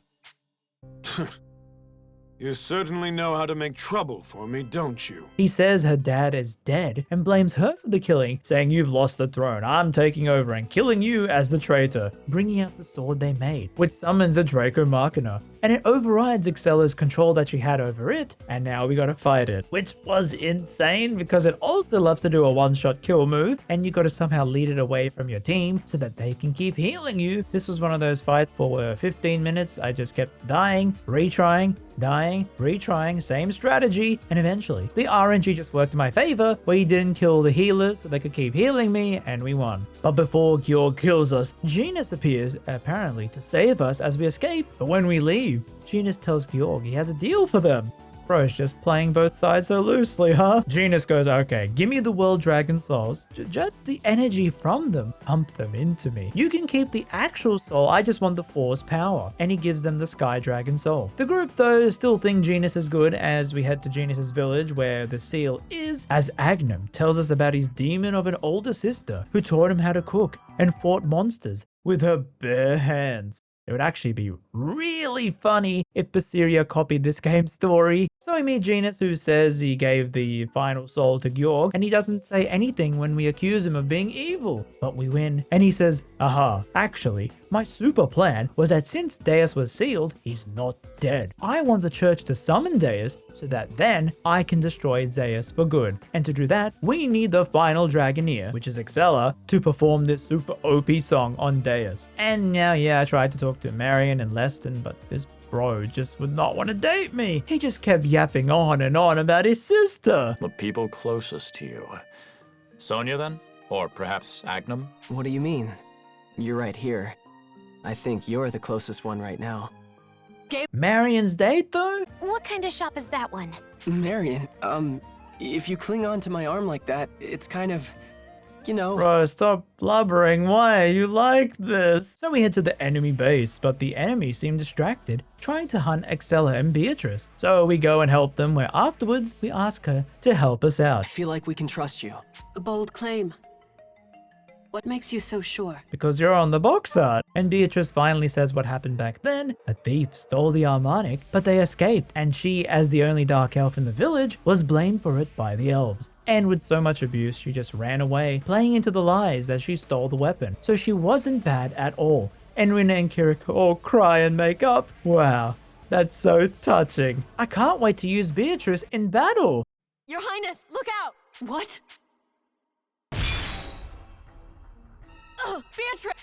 Treating her would be pointless, I'm afraid. Oh, it's fine. I'm sure it'll just be like the king situation and she's gonna be alive. What do you mean? She dies and not the king? Yor controls Excella's main 3 dragons, however Excella fights back. And then 3 and Beatrice all blow up Georg as we escape. Beatrice dying in the blast, and hopefully the bad guy too. And so we take the injured Excella back home. Georg is perfectly fine though, as he has some regeneration Deus power, so he just keeps on living. As Kiriko sings a sad song for Beatrice, and the gang just kind of move on from that death pretty quickly. Also, by the way, when you load up the game each time, it will do a quick recap of what happened. The motive? Are we on like the final chapter? What more motives do we gotta find out? And so then I looked at my playtime and I was stunned, shocked. Even writing this, I am actually annoyed at how long this video ended up being. Would you believe this game's playtime was longer than my previous video on a niche Xbox 360 JRPG made by Tri-Ace? Yes, that game with hilarious characters, voice acting, all these areas you visit, such a cool plot, that was less time to beat than where I currently am at in this game. And that game was over 2 discs. Why, oh why is this game still going? So back to the enemy castle, and here it is. Agnum and Leston say they're gonna go distract the enemy while the gang runs in. I don't know why we all can't run in. We literally did that 5 minutes ago, running home, dodging enemies. But yep, you now have to use them too to fight off 3 waves of enemies, including one with the boss. And would you believe it? The types of enemies are the marksmen. Why am I still having to suffer in this game? And I kid you not, these guys are insane. Look at this. He teleports and whips around to hit me. What even is this? And so I had to swap out the moves, giving Leston the healing, and Agnum I'm going to attack with, and I slowly tried to 1v1 them, bringing out the dodges, pausing to heal and revive Leston so he could revive me, and then to round 2. And then the 3rd round, where Leston's stupid AI literally stands still and takes a missile to the face. I hate this AI so much. I swapped Leston to then have ice moves to help me attack, and we slowly ganged up on the final boss. I kept baiting the aggro to not let Leston die, and I was running out of all my items, but eventually, we win. Wow. Imagine if that GameFAQs post didn't spoil me and I would have come up to this scene. Both of them I would not have used at all, and I would have needed hours to grind to even just survive this one fight. Because remember, the enemies all scale to my highest party members. And so it cuts to the rest of them entering the castle, and I'm thinking, wait a minute. Where are the shops, the camp, the save point? I need items. So I go to leave, and the game says, hey, if you leave now, this whole scripted event is going to end, and you'll have to redo that bro fight again. So we run in, while Zest gets angry that Georg thinks he's stronger than Zest. As we enter, dead. Georg.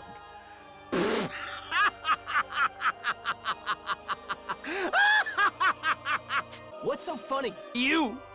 He'll inherit Deus? It took centuries of communions, breeding, genetic manipulation, but the church finally produced an heir of Georg's caliber. And so Yoahi makes a poison dragon fight us, and my God, I had to tough through 15 minutes against him where we win, and Georg says, we need the Shining Dragon to revive Deus so that Georg can host Deus and him. But then Agnum and Leston appear, and we gotta fight Georg, and I'm like, what do you want me to do, man? The game capped out at buying 10 revives at a time. I couldn't seem to buy any more. My team is half dead. I have no items left at all. How am I gonna win this? And so for 20 more minutes, I try again and again. He dashes so quick. He silences my party. Like I said, you just keep retrying, and eventually the RNG plays in your favor, where surprisingly I learned that Yuma actually does more damage without the dragon form with these combos. Yeah, you know, you don't need the Shining Awakened Dragon. You're faster, you can dodge, do more combo strings, and you can pause and heal to babysit your party. Yeah, the dragon mode was not the answer most of the time. I only whipped it out when I built up one bar of the band, so then I could have them sing and finish with an AoE tag to help out. And yep, Georg revives, healing himself up, and I'm like, oh man, is this the final boss? Because this feels like the final boss. I'm not ready for a phase 2. But then Sonia suggests, we can't win a head-on fight with someone whose wounds heal that fast. We need to retreat and come up with a plan. and I cheered. I can buy more healing items. Zest watching this goes, I don't care anymore. Give me the sword, since I'm the best host for Deus. I'll be that church lapdog you wanted. So Joachim agrees and swaps the sword over, much to Georg's annoyance. Yuma says maybe if I go full dragon power, we can win. Shining tells him, well, if you do that, you're gonna destroy your body and soul. And Yuma is like, lol, okay. Genus talks then aloud to himself, saying, oh, only I can do this move once. With my world dragon powers I got from Georg. What is everyone gonna do in the end? And Georg is now mad at Joachim that he gave Zest the sword when he is an unbeliever. And so he kills Joachim. As Zest appears and says the army's gonna pull out of this place as Excella's dad, the king, is dead, so there's infighting back home. Who's gonna claim the throne? However, the church are gonna stay here and he needs Yuma, so he calls us out to fight. And you know what? By this point, I was tired. I was broken. The game broke me with its length and stupid bosses. I took enhancement pills I found at a Burger King, where we go to fight Zest. You're partly right. You shut up. So we fight him, where he then absorbs the sword and turns into Dragon Shift Zest, where he leaves flames around but he moves slower, so it's actually a bit easier, as we win and kill him. And we grab the sword. However, Georg appears and grabs the sword back, and he sucks out the shining dragon from Yuma, where, yep, we can't Dragon Shift anymore, as Georg leaves. And Yuma is in a coma, so Kirika asks the other Diva Magica, Excella, to both sing so he can wake us up. And we do so, and we're fine. But even without the dragon, we still want to fight and try to save the world. And now unlocked are some super OP tuning this late into the game. Or else if you can max a tuning to level 30, you unlock even more stronger ones. Wow, this game really wanted you to grind a lot, huh? So we head to the final spot. Yes, finally this game is nearing the end. Oh man, there's still so much video left. We're here. You pick your waifu, a person who maxed out your dating with, and this will give you the character's ending in the post game. And then if you click the save file, it will load you back here, and you can pick another character to see their ending. So yeah, for a full completion, you gotta date everyone before this point, get all their voice dialogue scenes, then fight the final boss like 6 times to see everyone's ending. Well, the seal is broken as we find Genus, who lost to Georg, and he says that the Shining Dragon isn't gone, he just drained the power from Yuma. But if I give you my conveniently gotten 4 World Dragon powers that I got from the church conveniently, you can revive the Shining Dragon within you. And he does so, and the dragon is back, but all we had to do was stab Genus. Damn, that's a big ass chin. Genus though won't die since he's immortal, so I guess they really just wanted him to moan a lot and draw this one artwork as we enter and find Georg, reviving Deus. That aura. A perfect being? So we're gonna fight Georg, where you win and he revives as usual, and then fusing with Deus to become this, where he's not that bad, he just stands still a lot. Yeah, the hardest enemies in this game are still those damn musketeers. However, he revives again, and Yuma's like, okay, this time, full power, knowing he's gonna die forever as an anime song plays. Your existence has desecrated this world long enough. Be gone!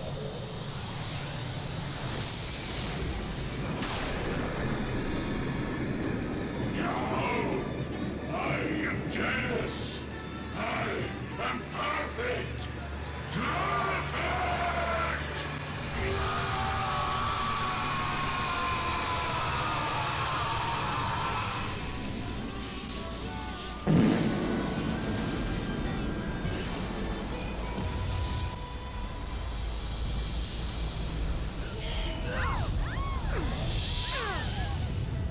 And with Yuma and Deus dead, Gina says to destroy this place for good, we gotta sing the final song, where all the Dragoneers do it, and Shining Dragon goes, wow, I'm touched by your harem being so friendly and stuff. You know what, Yuma? I'll die instead and revive you. Enjoy your future life, kiddo. And now the world is free of dragons, and the gang think, how are they gonna rebuild the world as the game ends? And in the epilogue, everyone is leaving town forever, with Yuma sad, thinking Rinna is gonna go home to the elf town and leave him too. But Rinna appears. Prepare yourself for pampering.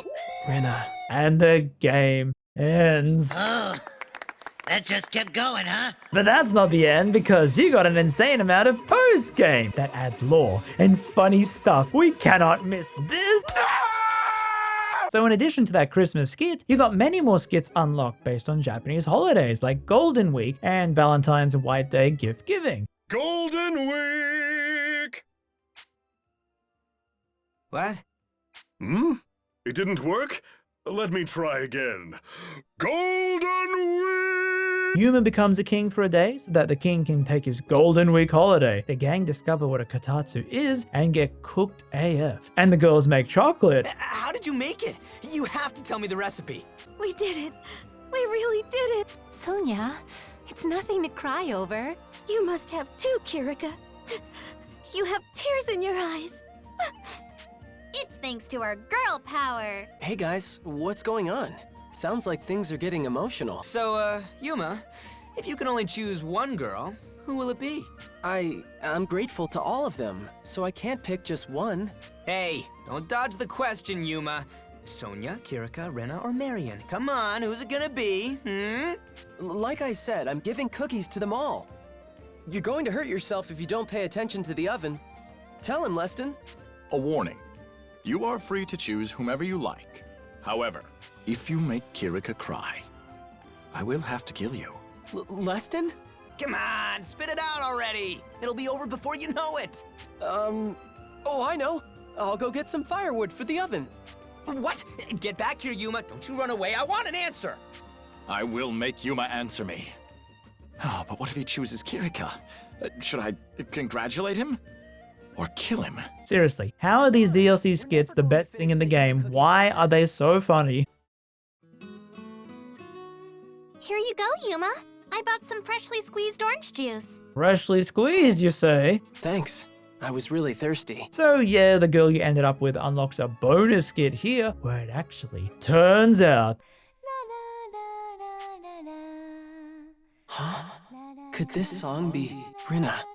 Is that the song from this music box?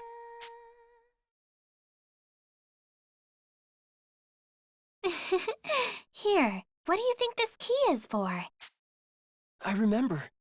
The girl who gave me this music box. You finally remembered. What the hell? I forgot that plot point! So you're the girl who saved us? Really? Out of all of them?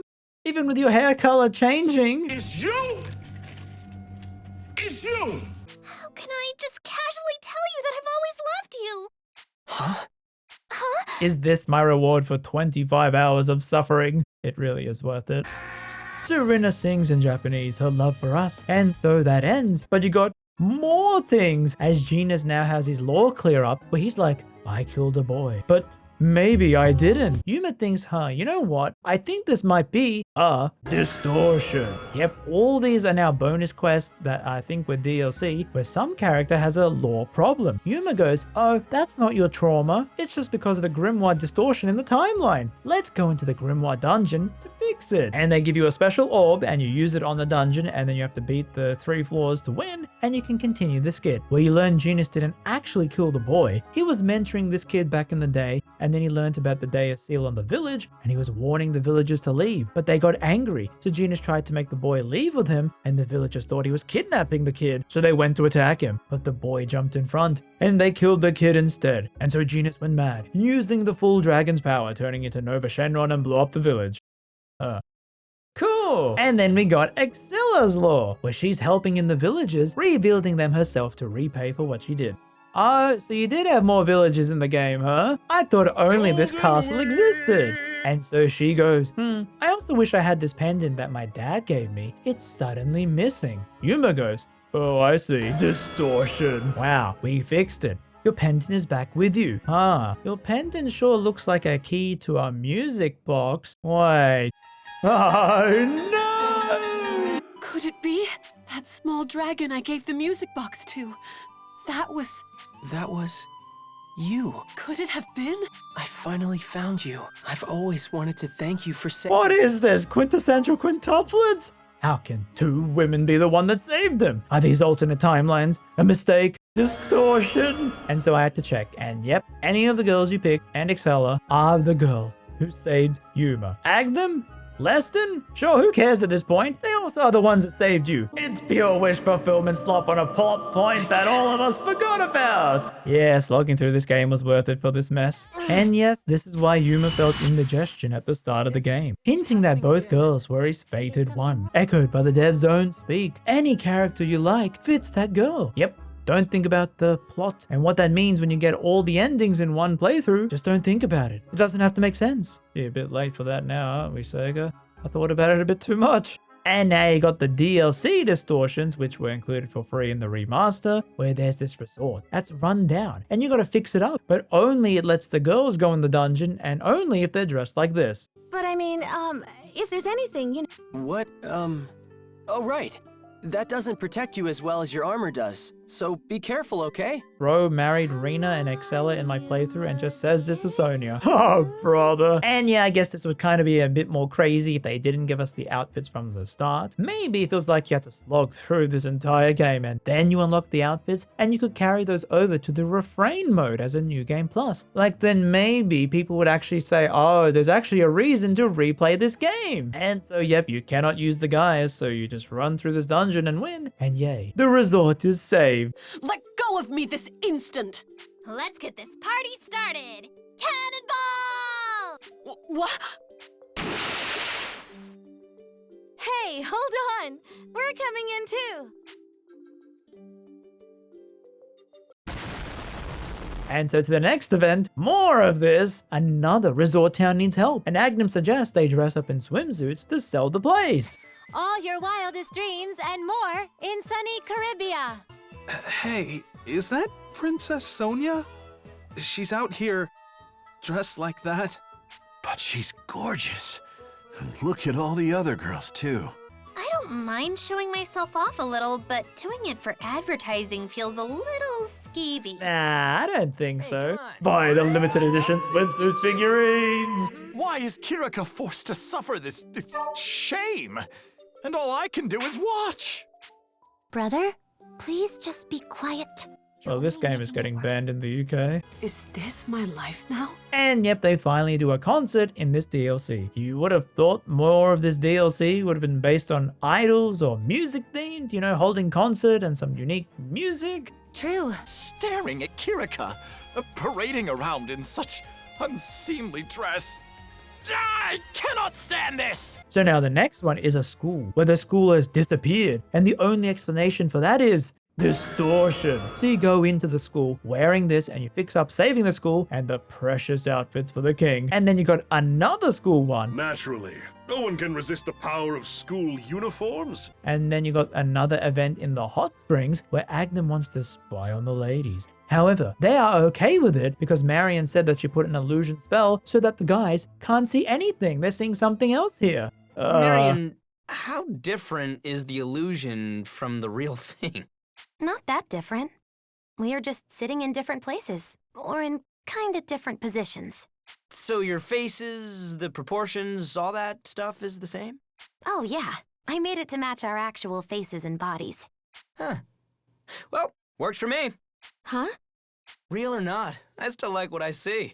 Actually, an illusion is even better. Now I don't have to feel guilty about it. Wait! Yuma, don't look! Look away again! Please! Ladies, this Sounds like things are getting emotional. And then you got the final distortion where a star is going to crash land and end our chud lives. So you got to do many distortions where you're refighting old bosses with this voice overhead saying it is the will of the planet that wants it to be destroyed itself.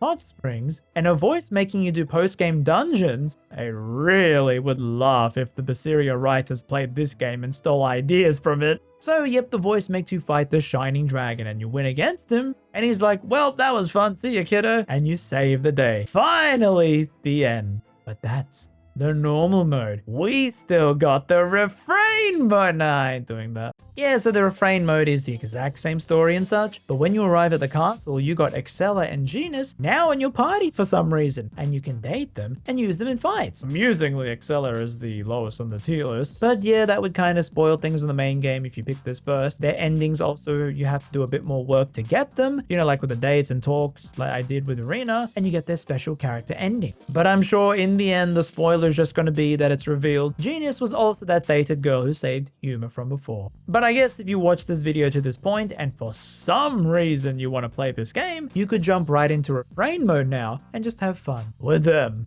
So in the end, what a weird story. I think this point sums it up when a game I had way more to say about the world and lore and characters and combat and history. During my last video, I had a whole lot of fun with that game and I still think about it, you know, its story and lore. And it was 7 hours shorter than Shining Resonance, which is crazy. It has all the JRPG tropes, with weird mechanics. You can't even run on the dates. The running itself is bad. You can't teleport in town, no fast travel in the world, only one home base, making it feel more like a Fire Emblem game than Tales of. And the story would just keep dragging on and on, feeling like they were padding it out for the sake of it. So many hilarious plot holes, namely with that music box, with them knowingly being fan servicey, yet they're trying to tackle themes about war and torture on kids. Did you also remember how I mentioned Excella used freeze magic at the start of the game on Kirika and Sonya? She never uses that again in the story at all. From my research into the Shining series, the other games are nothing like this, but they all started to have this look due to the artist they hired midway through the series. And yes, one good thing about this game are the designs. They look really cool. And I was surprised, oh wow, they got some like church motifs here. But then the game is apparently about music and it doesn't really do that much with it. You know, musical attacks, characters singing like a musical. Oh, okay, you got this horny artist, so then they lock all the fan service to the post game, where the game actually has some really funny JRPG character moments, while at the same time, it made the first 3 bosses some of the hardest early bosses I've seen in a JRPG, needing you to grind within 2 hours of playing a game, which instantly made so many people drop it due to the difficulty. So how are they going to see all of the ending? There was no reason for a game like this to be this difficult or require you to grind this much. Like I said, I've played a bunch of JRPGs. I've seen so many of these tropes in anime before. It's not doing anything new, but some games are at least doing unique things in the genre and running shorter. Infinite Undiscovery left an impression on me and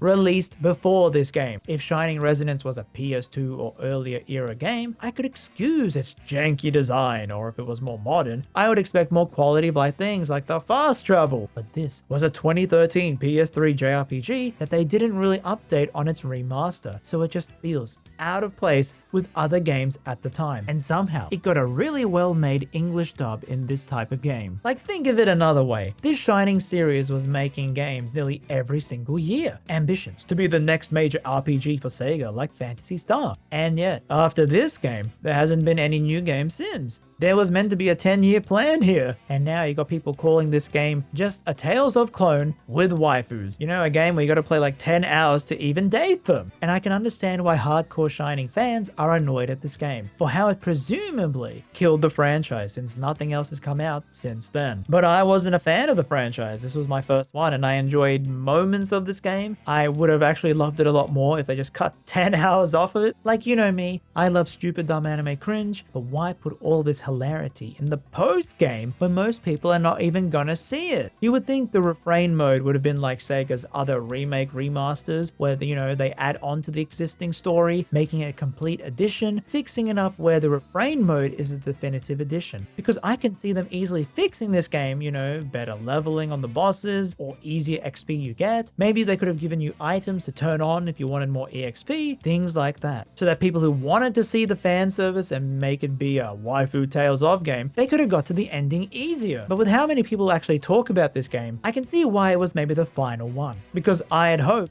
or more. I would have loved a full idol game built into that culture, you know, fantasy, dragons, and there's some really cool imagery here. And with how idol and VTuber culture is now in the West, this series easily could have survived with more games if this one was looked on more fondly and they built upon its mechanics. The only reason I could see you recommending this game is if you've never played a JRPG before, but you liked anime and you wanted to get into them. But if you liked anime, I'm sure you play JRPGs, so I guess this is your first one, like how Zestiria was for me. Yet I think of the difficulty in this game, how I don't really care for its overall lore or many of the characters post-game, versus how I still think of those two Tales games. And I would just say, play those two games instead. You can even dress up them fan servicey if you want to. Or if you're looking for a more fan servicey game, I don't know, there's plenty of them. I cannot see any reason to recommend this game when there are so many other JRPGs that do everything this does, but better. Yes, there are even other idle games with more better micromanagement. I still can't get over how long this game was, and think, I didn't even 100% it. If you wanted to see all the character endings, there's so much more game you gotta play. And imagine if I didn't take those enhancement pills, how much more hours would I have to grind to keep up with the boss levels? So yeah, I can see why no one thinks too fondly on this game. No one's gonna put this in their top 10, because probably the most memorable thing about Shining Resonance is the designs. Yes, they are really good, Atlas, I agree with you. Just maybe Sega can retry the series again and actually put effort into making a musical JRPG, because I think there are bones in this game. Just improvements on what's here, and maybe we could have the idle dragon game of our dreams. And that's it for me. I'm actually very annoyed this game took so long and is making this video longer than it needed to be. But I don't know, I was having fun going through all the plot points. So I hope you enjoyed my descent through this. If you like this kind of video, I have many more on different types of games on the channel. You can support these videos with my Patreon. My social media is linked in the description. And until then, I shall see you all on the next video.